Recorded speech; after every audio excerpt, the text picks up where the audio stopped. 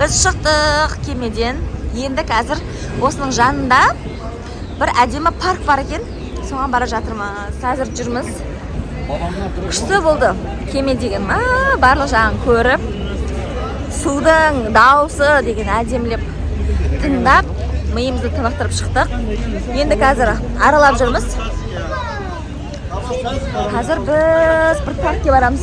Мына жерден қыздарымыз сәттілер, мына жерден чай ішіп көрейік деп тұрмыз. Қараңыздар, пахлава мынау 40 лира, и чай 25 лира. Сонда 65 лира бердім мен. 200 лира берген. 135 лира. 135 лира сдача қайтарды. Мына самалқан. Мына.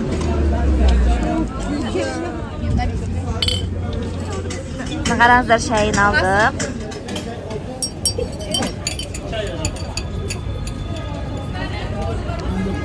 Ашы ғой шайым. Я? Мынау қантты шекер дейді екен. Шекерді 2-3 мәрте қоспасақ, ашы шай.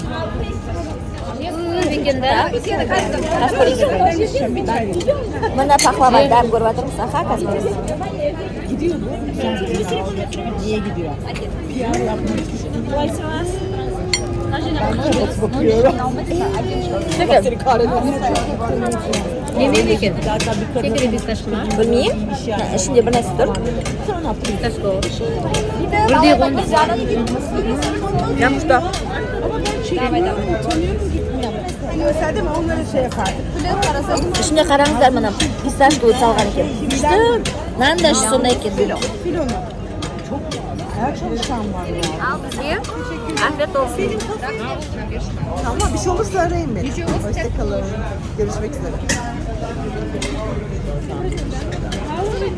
Қасымда түрік апай отыр. Не айтып жатқаным, кейбіреуін түсінесің, кейбіреуін түсінбейсің. Тез сөйлейтін жақта. İşte şey. Hani adını sen getir.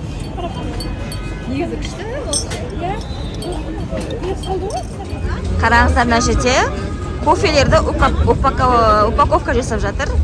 Қалай андандай қайнатып ішетін ше кофелер. Жігіттер. Күшті екен. 65 граммы 30 лира, да? 3000, да, где-то? Орталық па, Istanbul Car дейтін жер. Осында әртүрлі нәрселер сатады. Күшті енді.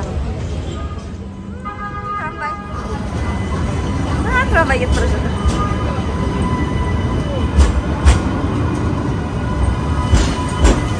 Трамвай, мына жердің барлығы сататын сумкалар. Бәрі қол болған жатыр ғой, мен блог түсіргенге ше. Привет деп қой. Түрікше кейбір сөздер ұқсайды, келеді екен. Күшті.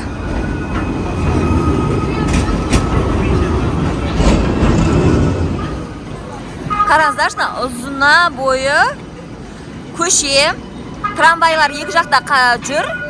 Және де нан жанына бәріне тамақтанатын жер, сататын жер, әйтеуір бір сауда саттық. Қараңыздаршы, мына жерде метро жүріп жатыр, тақау. Ой, метро деппін ғой. Пойыз жүріп жатыр, трамвай. Мына жерде адамдарды сауда жасап жүріп, біз мына жерден өтіп тамақ ішіп үлгеріп жатыр ғой. Мама, не деген мынау көшенің тарынай деп жатыр. Мына бізде трамвайдың, қараңыздар, кафелердің бәрі.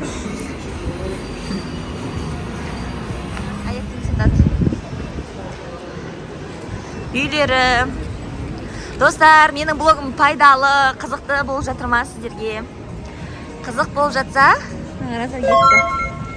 Пісіріп жатыр. Жада отыратын жер. Ресторант дейді, ресторант. Мына жақта магнитик, анау, мынау, сатылатын нәрселер. Сіздерге блогым қызықты болып жатса, лайк басып, комментарий жаза кетіңіздер. Қараңыздар, неше түрлі пахлавалар. Қандай әдемі жерде тамақтанып. Мына көшеден жаңа бері қарай түсіп едік қой. Кемеге мінеміз деп. Сонымен қайта көтеріліп жатырмыз. Қазір бір шетте парк бар екен, соған кірейік деп. Айтып жатырмын да қыздарға. Мына көше таныс болып қалдың уже білеміз деп. Бір жүріп өткен жерден уже екінші рет жүрсең біліп тұрасың. Бірінші рет жүріп жатқан жерден уайымдап Адасып кеткен жоқпын ба? Дұрыс бара жатырмын ба деп. Біліп тұрмыз. Ана Топкапының қасында паркке кіреміз. Ал Топкапқа келесі күндері кіреміз. Өйткені ол жерде 2 сағат өтіп кетеді экскурсия. Достар, міне келдік. Бұл парктың аты Тюльпан парк екен. Қараңыздар. Барлығы демалып отыр. Вау, күшті тюльпандар. Қараңыздар, су тұр. Стамбул деген өте әдемі. Қалай екен, шынымен де біз келгенімізге кеше ғана көргеніміз 2-ақ жер. Соның өзінде біздің жүрегімізді жаулап алды ғой. Көзіміз деген тоймай жатыр ғой, көріп үлгермей жатырмыз ғой. Бір жерде бір күн тияқтап рахаттанып отыра алмаймыз. Өйткені бізде аз-ақ күн. Сондықтан аз күннің ішінде барлық көрнекі жақсы жерлердің бәрін аралап үлгергіміз келеді. Сондықтан тез көріп шығып жатырмыз да. Үлгермей жатырмыз ғой. Қараңыздаршы, қандай әдемі. Әдемі ма? Сол қапты мына қызыл гүлдер. Сарылары да. Ана розалар әдемі болып тұр екен. Вау, суда қараңыздар. Қараңыздар, күшті. Қараңыздар. Күшті.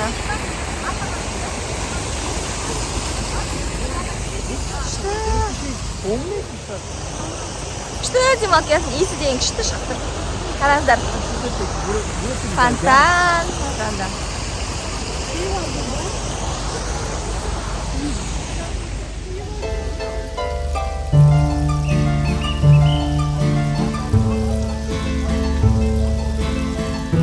Гүлдерді қараңыздаршы. Күшті екен.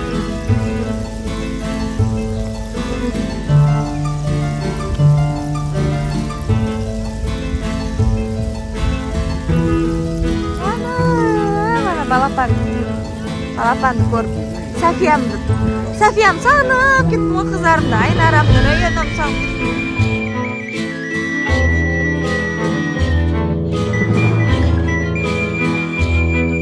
Стамбул деген жазумен видеоға суретке түсіп алдық.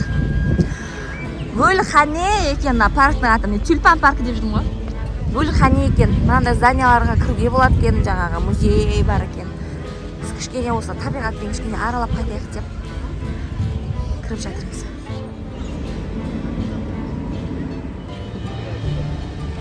Күшті тұр, барлығы екі шеттің барлығы тюльпан.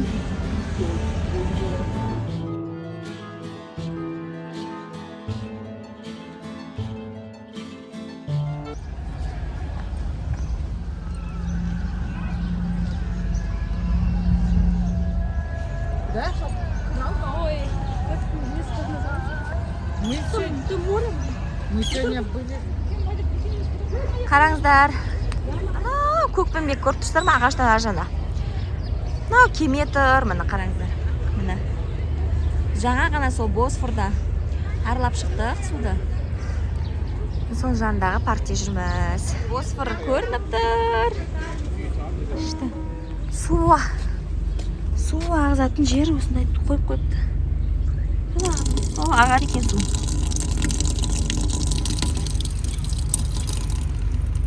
Қол жуып тұра ма? Намаз или дәрет алу үшін қойған өйтім, я? Жан-жағында 4 жерінде де осындай крандар орналастырған екен. Парктың ішінде қолдарын жуып. Қараңыздар. Паркте де күшті екен. Күнде 20 мың шақтай жасап жатырмыз ғой. 20 мыңнан асып жатыр. Жаяу жүреді екен көп жерде. Мына жерде Топкапы. Қазір ана адамдар тұр, кіргізбейді. Қазір уже кеш болды. Сағат 4-тен асты. 5 болып қалды ғой. Ертең кіреміз.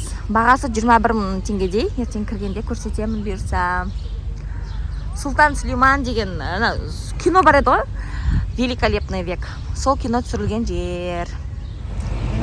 Осылай адамдар жүрген жерде машина да, мотоциклда жүріп кете береді екен. Сол жағы қорқынышты екен. Қазір қызыл жанып тұр. Суда қараңыздар. Ана кемемен суретке түсуге түсіп бара жатырмыз. Қараңыздар. Суын айтсайсың ба? Стамбул баурап алады деген рас екен, достар. Лара баурап алды. Армандаушы едік шетелге шықсақ екен, Турцияға барсақ екен, Стамбулға барсақ екен деп. Мінекей, достар, армандар орындалады.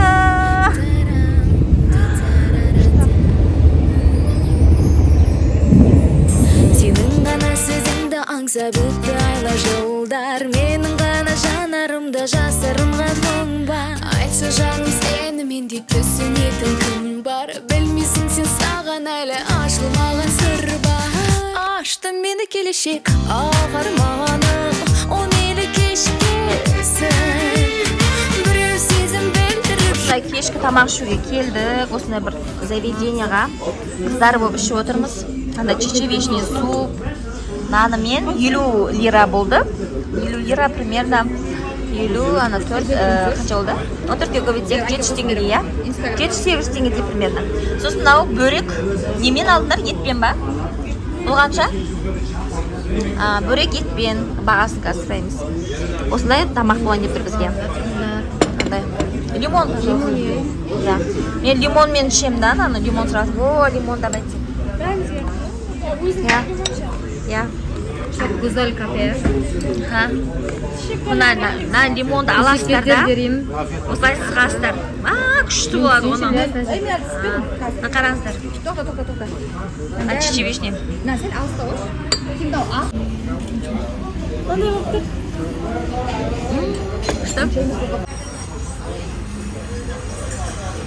Біз мына жерден тамақтанып алып, енді қазір 101 деген магазинге келдік. Осы жерде выбор көп. Тарақ ұмытып кеткен ғой мен, вообще, Алматыда. Соған тарақ алайын десем, бүгіннен қанмын, тарақтарды қараңыздар, алас ашық бір түрлі емес па? 18 лира екен. 18 лира это 250 теңге. Аласам, амал жоқ енді. 2 күн өтіп кетті тарамақын. Тарақ керек. Енді капрон носки хочу. На капрон носки алайын. Капрон носки алайын десем, гольфи екен тек қана. Қанша екен білмеймін, қазір қараймыз. Тауықтың еттері. Мұнда не бар? Колбаса, сосиски. Бізге просто андай сусын. Үйге қарның ашқан кезде кішкене жей салатындай керек. Йогурт бар екен мына жерде. Варенье.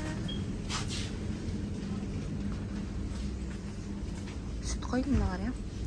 Рахат дейді. Сүт екен. Сүт деп жазып тұр ғой. Сүт мына жақта. Фери. Бұл жақта да фери бар екен ғой. Тура осындай екен ғой. Фери. Размері сондай. Анау кішкентайлары. Прил. Сондай.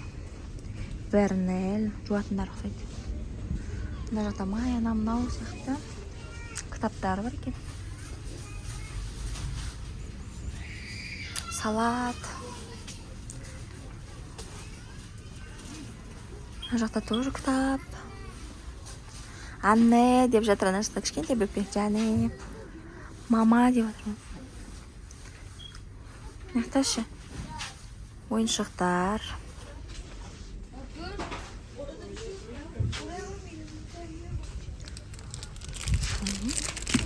Блокнот па, кітап па? Кітап екен. Кітаптар.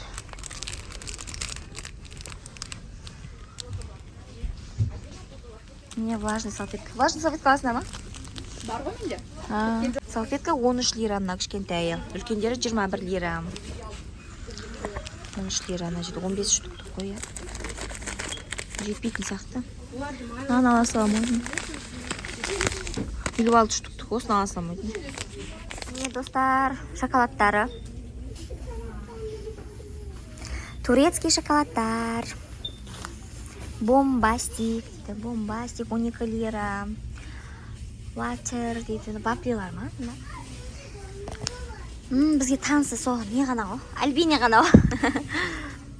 Қалғандарын жеп көру керек. 14-11 лира. 14-ке көбейте бересіздер ғой бағасын.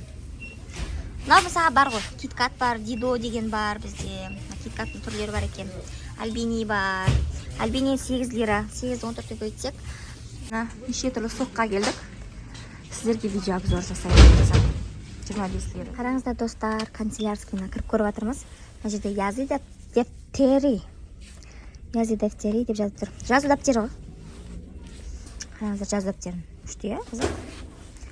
Қызық екен. 2 литрліктерін қараңыздар, дәу томпақ-томпақ екен. Қызық көрінеді. Колалар ұқсайды екен енді қалғандар. Қызық екен. Түріктердің чипсилары, патос, роллс дейді. Ашысы ғой деймін. Осы кішкене, по-моему, неге лейсқа келеді. Лейс бар екен. Лейс. Мына жерде Доритос бар. Так, самба дейді. Вермишелдері. Не? Білмедім. Күріш ау деймін олар. Қуырылған күріш сияқты ма. Ақ күріш. Қараңыздар, мынандай кефир тауып алдым. 200 мл. 15 лира. 15 лира 14 көбейтсек примерно қанша болады? 300-ге жоқ, иә? Мындай түрлері де бар екен. Айрандарын қарасаң, ұстайтын баклажкамен ұстайық. Қызық көрінеді. Жөргет ма? Ашып тұрған екен. Мына сырларын қараңыздар. Көп, неше түрі сыр. Мынаны қараңыз сырлар. Дәу пакетпен сатылады ғой. Қараңыз. Мына негіз көбейтіп көрсекші, қатты қымбат шықпайды. Мына жақтың бәрі сыр, неше түрлі. Бұл жақта сыр көп екен. Түрі бар екен. 101 деген супермаркеттің пакеті. Мынау Турциядағы магазиннің заттары. Мына заттардың барлығы 3000 теңге ғана болды. Мен Алматыдың магазиндегі заттармен салыстырғым келіп тұр. Сол үшін де шығарайық. Қай жақтың магазині арзан екен? Стамбулдың магазині және Алматының магазині. Өздеріңіз қарап отырыңыздар. Мысалға, мына блокнот. Мынау 7 лира болды. Қараңыздар, қандай yazı defteri деп тұр, яғни жазу дәптері. Мынаны маған мындай ішіндегі жазулар ұнады да, әрі мынаның бас жағында қарасаңыздар өздерінің әріптері жазылғанына турецкий ше. Мына турецкий әріптер жазылған. Естелікке тағы алып аламау. Мына 7 лира, 7-ні 14-ке көйтсеңіздер, примерно 100 теңгеге жетпейтін ақшада мынау. Маған ұнады. Потом қараңыздар, мынау салфетка, 21 лира қалдым ой деймін. Влажный салфетка керек. Мынау тарақты теңгелі 250 теңге. Ал лирамен, по-моему, тоже 21 нәрсе лира. Тарақ алдым, влажный салфетка, дәптер. Мынау капрон, колготки, енді носки, бірақ мына тізеге дейін келетін екен. Мен негізі әшейін носки алам деген ғой, осындай түр ғана бар екен. Жарайды, алып көрдік. Ақшасын кейін айтамын енді. Общий 3000 теңге кетті. Қараңыздар, кола, айсти, айран, клубничный айран алдым. Мынандай бір хобби деген шоколад. Сосын мына жерде нуга бар дейді. Тоже шоколад. Шоколадтардың түрін көрейін дедім да. Киткат, қазақтармен. Мынандай пуф долгули дейді. Печенье. Келесі мына жерде Улкердің шоколад, вафлі. Потом мына жерде пико деген шоколад. Сино деген шоколад. Мына не алдым мен? Мына шоколад 201 нәрсе теңге ғана болды, күшті. Мелодий деген. Тоже чаймен күшті өтеді. Қараңыздар. Сареле дейді. Мен ойлаймын, түрі де ішінде шоколадта как не болады ғой, киндерлі шоколадтың вафли түрі болады ғой, сондай ұқсайды. Киндерлердің. Мынау милктен дейді. Кекс деп тұрған. Болды. Қараңыздар, осының барлығы 2940 теңге болды на самом деле. 210 лира. 210 лираны 14-ке көбейтсеңіздер, 2940 теңгеге айналады. Қалай сіздерге 2940 теңгеге дұрыс, я осылай шығады деп ойлайсыздар ма, әлде арзанға түсіп тұр ма? Менің ойымша арзан сияқты, потому что өйткені Қазақстанда Алматыда мынау салфетканың өзі 300 теңгеге, колготканың өзі 200, тарақтың өзі бір 500, кемі 1000-ға дейінгі ақша аласыңдар ғой.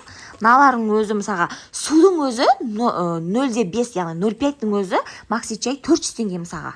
Ал литровый менің есімде қалғаны 600-550-ге аласыңдар. А мынаны мен 25 лираға алдым. 25 лира кока-кола, значит 14-ке көбейтсек, примерно 300-400 теңге. Ойымша осының барлығы 2940 теңге күшті стоит. Сондықтан мен сіздерге салыстырып көрсеттім. Өздеріңіз комментарияға жаза кетіңіздер. Қайсысы арзанырақ болды? Стамбулдың магазиніндегі заттар ма, әлде Алматының магазиніндегі заттар ма? Жаза кетіңіздер. Тағы не алып көрсетейін сіздерге? Комментарияға жазыңыздар. Ертеңдері сіздерге керекті информация беремін. Сау болыңыздар. Менімен бірге болғандарыңызға рахмет.